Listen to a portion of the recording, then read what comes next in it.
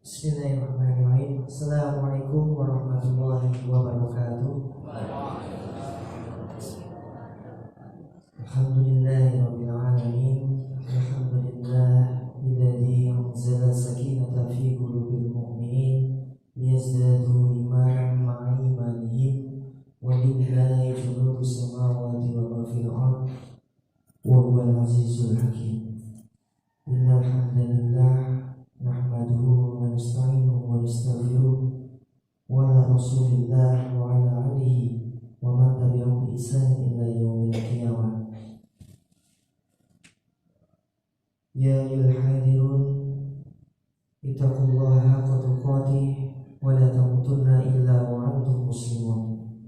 Allahumma shalli wa sallim wa barik ala sayyidina Muhammad wa ala alihi wa man tabi'ahum bi ihsan ila yaumil qiyamah. Alhamdulillah, segala puji bagi Allah Subhanahu wa ta'ala yang mengaruniakan setiap nikmat bagi diri kita, baik nikmat iman, nikmat Islam, serta nikmat dimudahkan setiap langkah kita untuk menuju pada masjid kita tercinta ini. Dan semoga Allah selalu istiqomahkan langkah kita untuk senantiasa bisa melaksanakan perjalanan menuju ke masjid ini. Amin. Dan tidak lupa salam serta sholawat selalu kita sanjungkan kepada suri tauladan kita, uswah kita, Nabi Allah Muhammad sallallahu alaihi wasallam, serta seluruh keluarga, sahabat dan pengikutnya. Dan semoga kita termasuk golongan orang-orang yang kelak mendapatkan syafaat beliau di yaumil akhir. Amin. Dan siapakah orang-orang yang mendapatkan syafaat beliau? Adalah orang yang tentu saja mencintai beliau, orang-orang yang mengikuti sunnah-sunnah beliau, dan orang-orang yang menginginkan, memiliki kerinduan untuk bertemu dengan beliau sallallahu alaihi wasallam. Dan semoga kita termasuk golongan orang-orang yang kelak dipertemukan oleh Allah di surganya Allah, surga tertinggi, surga firdausnya Allah, dan dipertemukan dengan orang yang kita cintai, baginda Nabi Allah Muhammad sallallahu alaihi wasallam.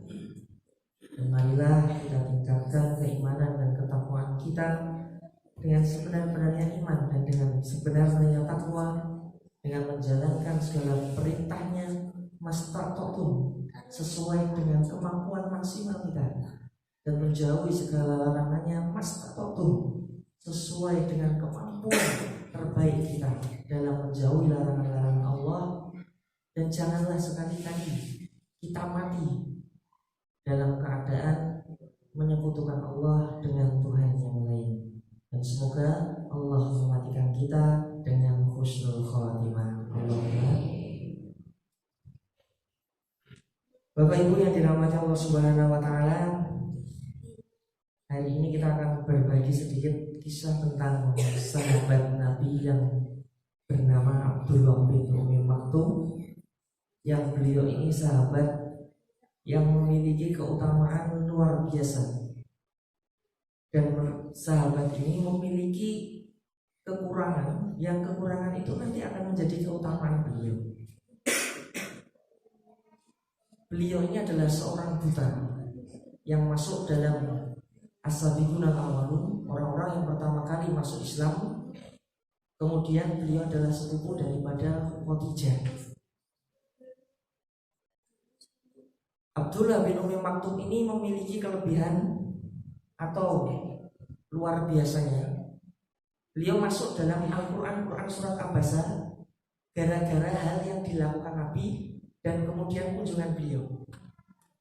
Dalam Quran surat Abasa, Allah Subhanahu wa ta'ala berfirman, A'udzu billahi minasy syaithanir rajim.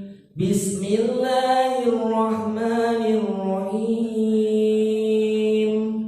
Abasa wa tawalla an ja'ahul a'ma wa ma yudrika la'allahu yazakka aw yadhakkaru fatanfa'u dhikra amma man istaghna.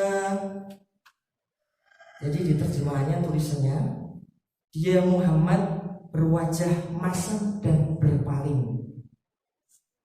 Karena seorang buta telah datang kepadanya, Abdullah bin Umi Maktum, dan tahukah engkau Muhammad, barangkali dia ingin menyucikan dirinya dari dosa, atau dia ingin mendapatkan pengajaran yang memberi manfaat kepadanya.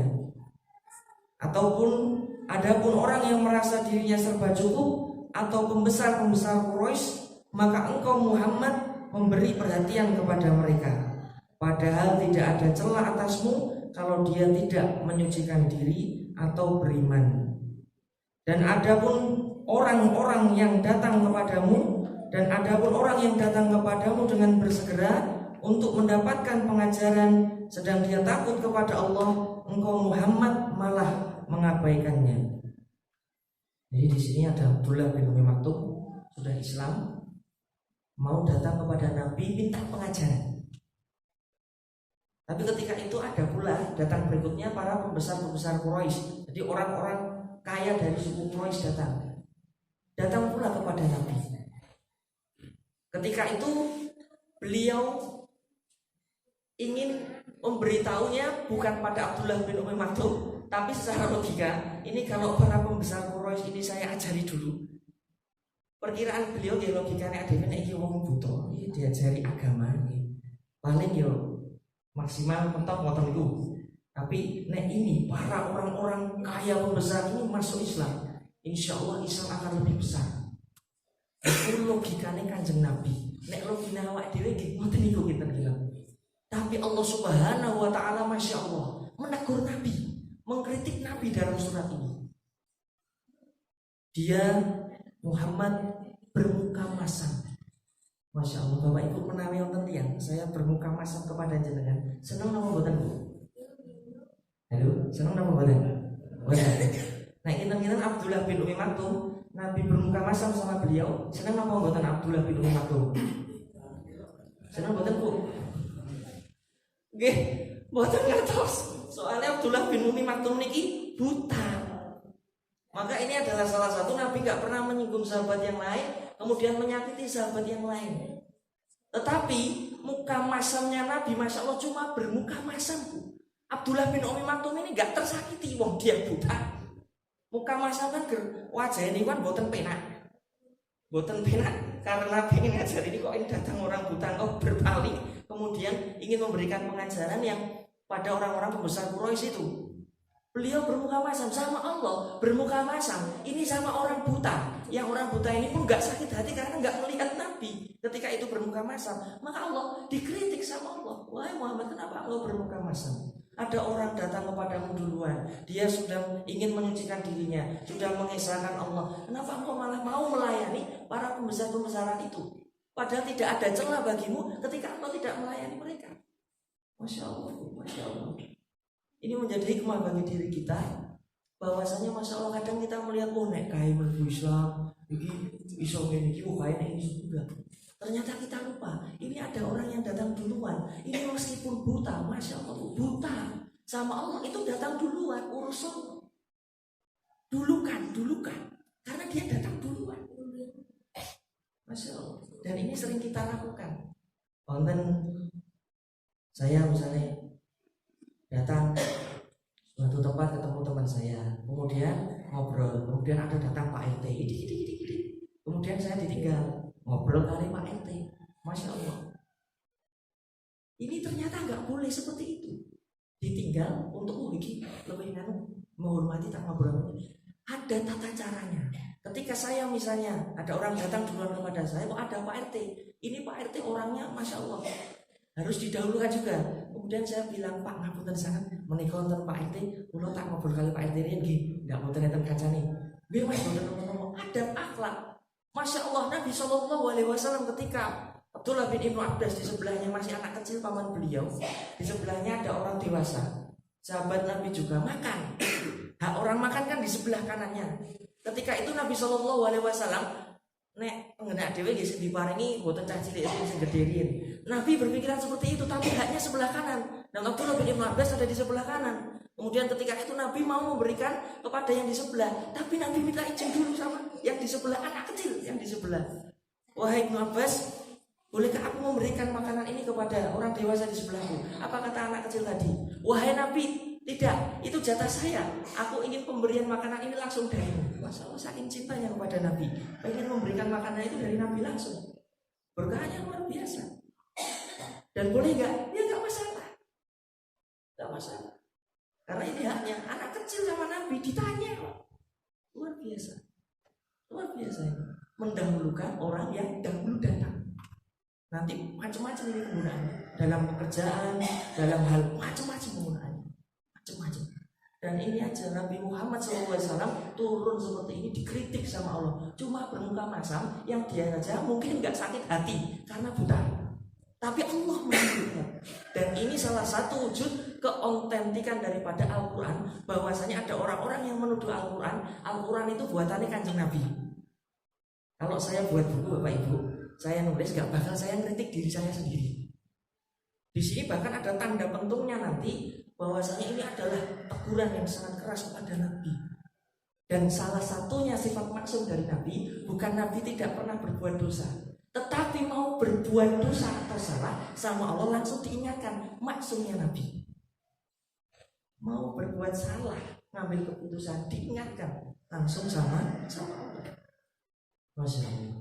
Kemudian keutamaan berikutnya dari Abdullah bin Umi Maktum. Abdullah bin Umi Maktum ini jadi muazzin, jadi gantian dengan Bilal bin Rabah. Kalau Bilal bin Rabah azan, Abdullah bin Umi Maktum ini iqamat. Kalau Abdullah bin Umi Maktum ini azan, Bilal bin Rabah ini iqamat. Jadi ternyata boleh. Jadi misalnya di sini azan, kok iqamatnya yang lain boleh. Tapi ada tapinya. Pertama sudah diatur, yang kedua kalau sudah ada yang rutin ditetapkan, kalau misalnya ada yang sudah duduk di sana menanti ingin azan, saya datang berikutnya, saya pengen azan, maka nggak boleh saya mendahului untuk azan. Saya harus izin dulu sama yang duduk di sana yang datang terlebih dahulu. Kenapa? Ngapunten sangat Masya Allah.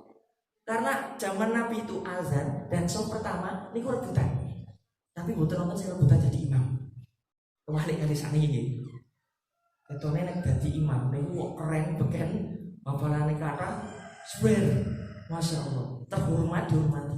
Zaman Nabi enggak ada yang pengen merebut imamnya Nabi. Dan ketika saya suruh milih antara jadi imam sama tukang adzan, saya milih tukang adzan. Kalau jadi imam saya salah, salahnya untuk saya sendiri, jenengan mboten salah. Tapi kalau saya azan, ketika saya azan, jenengan datang karena panggilan saya, jenengan datang karena panggilan muazzinnya ini dapat pahalanya jenengan tanpa mengurangi pahala jenengan. Sama seperti ketika jenengan masih makan berbuka, jenengan ngasih makan berbuka, jenengan dapat pahala orang yang berpuasa tanpa mengurangi pahala orang yang berpuasa itu. Masya Allah. Tapi kalau di tempat saya, tukang azannya imamnya ada 5, karena ada cadangannya juga, karena kita latihan dan kita ada forumnya. Kalau salah ya saling mengingatkan. Khotib Jumat juga sama, kalau salah yuk bareng-bareng sinau, saling mengingatkan. Suatu ketika ketika pindah di Prayan, disuruh jadi imam tetap di situ. Kemudian ada orang datang dan kemudian saya telat waktu itu, dan itu pendatangnya tadi disuruh maju. Dan Masya Allah, suaranya lebih bagus dari saya, hafalannya lebih bagus dari saya, beliau dosen, dan lain sebagainya. Maka saya mundur, tak persilahkan terus untuk maju. Kenapa? Dia lebih baik dari saya, dia sedang menyelamatkan saya. Nek dulu suatu ketika ada simbah-simbah yang sebelumnya, simbah-simbah yang imami, sudah lemah, suaranya lirih, kemudian banyak hal lah. Yang kemudian ketika itu saya sudah belajar sedikit-sedikit lah seperti itu. Saya deketin simbahnya. Untuk apa? Saya cinta sama simbahnya dan saya kasihan sama simbahnya. Maka saya bilang, saya nggak langsung jadi imam, tidak. Saya bilang saya ngobrol, komunikasi, nyerahi simbahnya, rodok lama sampai simbahnya ya suka lah, ngobrol, suka, senyum dan lain sebagainya. Dan akhirnya simbahnya ketika itu mempersilahkan saya maju. Dan jangan malu Pak, nek jenengan lebih baik, insya Allah untuk menyelamatkan simbahnya, jangan langsung maju, nggak apa-apa, maju. Dan itu bukan jenengan untuk keren-kerenan maju jadi imam ganti, itu bukan, untuk menyelamatkan simbahnya. Karena kalau simbahnya seperti itu bisa jadi simbahnya nanti dosa. Ketika tajwidnya nggak benar dan lain sebagainya, mungkin saya juga sama. Ketika ada yang mengingatkan, bisa banyak hal yang ketika saya diingatkan, malah tambah berkembang, bukan tambah down. Dan itu kita sudah biasa, ayo saling mengingatkan, pokoknya legowo, saling mengingatkan. Jadi ketika kita diingatkan sudah boleh terus saja. Keutamaan Abdullah bin Umi Maktum berikutnya adalah, Bapak Ibu yang dirahmati Allah, Abdullah bin Umi Maktum ini jadi ketika turun ayat tidaklah sama orang yang berperang dengan orang yang tidak berperang. Maka Abdullah bin Umi Maktum ini pengen nembung sama Rasul, wahai Rasul izinkanlah saya berperang. Maka turun ayat langsung karena pertanyaan Abdullah bin Umi Maktum, kecuali orang-orang yang uzur. Masya Allah, 2 ayat turun karena Abdullah bin Umi Maktum. Yang keempat, Abdullah bin Umi Maktum ini diberikan kemanfaatan oleh Rasulullah ketika Rasulullah berperang. Abdullah bin Umi Maktum di Madinah ini diberikan tempat untuk menggantikan beliau menjadi imam. Masya Allah, orang buta ternyata juga boleh jadi imam. Luar biasa, orang buta gantiin Rasulullah ketika Rasulullah berperang. Bapak Ibu yang dirahmati Allah Subhanahu wa taala, pertanyaannya, kenapa Abdullah bin Umi Maktum bisa seperti itu? Saya percepat dulu, moga-moga 5 menit sampai di angka 3, insyaallah. Abdullah bin Umi Maktum ini suka berangkat ke masjid rutin setiap hari. Rumahnya jauh dari masjid. Kemudian perjalanannya pun terjal berliku dan sering jatuh. Dan kondisinya pun sudah menurun. Abdullah bin Umi Maktum bilang pada Rasul, wahai Rasul, bolehkah aku meminta rukhsah kepadamu untuk sholat di rumah? Rasul cuma menjawab singkat, ya. Lalu Abdullah bin Umi Maktum pergi. Ketika pergi beberapa langkah, Rasulullah memanggil Abdullah bin Umi Maktum, wahai Abdullah bin Umi Maktum, wahai Abdullah bin Umi Maktum. Abdullah bin Umi Maktum balikkan badannya, kemudian bilang, ada apa wahai Rasulullah? Tidakkah engkau masih mendengar azan? Iya Rasulullah, saya masih mendengar azan. Maka datangilah. Masya Allah, suruh datang. Nek koyo nek dhewe nggih dongkol gelok yo koyo di PHP. Tapi lihat apa yang dilakukan Abdullah bin Umi Maktum. Karena itu yang mengatakan Nabi SAW, Abdullah bin Umi Maktum boten gelo, boten dongkol, boten benci, boten kecewa. Malah beliau semakin semangat datang ke masjid. Semakin semangat. Lalu beliau terus ke masjid terus. Sampai suatu ketika karena beliau lama ke masjid, ada yang nuntun beliau. Abdullah bin Umi Maktum ini penasaran, wahai sahabat, kenapa engkau menuntun aku? Siapakah engkau? Dijawab Bapak Ibu, saya adalah iblis. Loh, iblis kan biasa nyuruh kepada keburukan, nyuruh kepada maksiat, ini kok mengantar Abdullah bin Umi Maktum? Karena pernah Abdullah bin Umi Maktum itu jatuh sampai berdarah, tapi nggak pulang, tetap melakukan perjalanan ke masjid. Kemudian ditanya, kenapa engkau menyuruh aku? Kenapa engkau menuntun aku ke masjid? Nek zaman saat ini gini soft, rodok renggang kan mungkin saya ngomong, sing hadis ini kan setan bisiki ojo renggang-renggang, rapet. Wah ora apa-apa corona, ora apa-apa setan malah melu sholat. Masa Allah setan melu sholat? Ini terjadi, riwayatnya bareng. Jadi ketika itu, Masya Allah, kenapa setan mau bantu? Setan menjawab ketika ditanya, wahai Abdullah bin Umi Maktum, sesungguhnya aku mendapatkan kabar dari langit ketika engkau bersusah-susah melakukan perjalanan menuju ke masjid, ketika engkau berdarah melakukan perjalanan menuju ke masjid, dan kesulitanmu melakukan perjalanan menuju ke masjid, sesungguhnya Allah sudah menyiapkan setengah daripada dosa-dosamu dihapuskan Allah. Dan aku tidak mau dosa-dosamu yang setengahnya itu dihapuskan Allah, maka aku menolong kamu. Masya Allah, setan, iblis. Maka iblis itu mboten dadi pocongan, kuntilanak, kuntil bapak, kuntil simbah, kolor hijau, kolor kuning, mboten nangge kolor boten. Bisi jenengan tidur, HP muni. Sing dilakukan apa, Bu? Tangi, HP-nya dipateni. Maka saya biasanya HP itu alarm satu dekat, satunya rada jauh. Jadi nek dipateni, mungkin alarm 10 menit berikutnya tangi 5 menit rada jauh. Dan itu ketika kita tidur lagi setan kencingi kita, Bu. Dan ketika kita bangun kita berdoa, alhamdulillah illadzi ahyana ba'da ma amatana wa ilaihi nusyur. Lepas belenggu pertama, jenengan kemudian ambil air wudu, berwudu. Lepas belenggu kedua, jenengan datang ke masjid, lepas 3 belenggu setan. Masya Allah, setan gondeli ketuk masjid. Bapak Ibu, monggo orang buta saja sama Rasul seperti ini. Apalagi kita, tangan kita masih normal, mata kita masih normal, kaki kita masih normal. Yuk kita di bulan Ramadan ini semangat menuju ke masjid. Bisa jadi Ramadan ini Ramadan tahun terakhir kita. Wallahu a'lam bishawab. Semoga bermanfaat dan semoga kita bisa semakin kuat, bisa semakin semangat menuju ke masjid. Allahumma amin. Aqulu qouli hadza wastaghfirullahal azim wa billahi taufiq wal hidayah. Wassalamualaikum warahmatullahi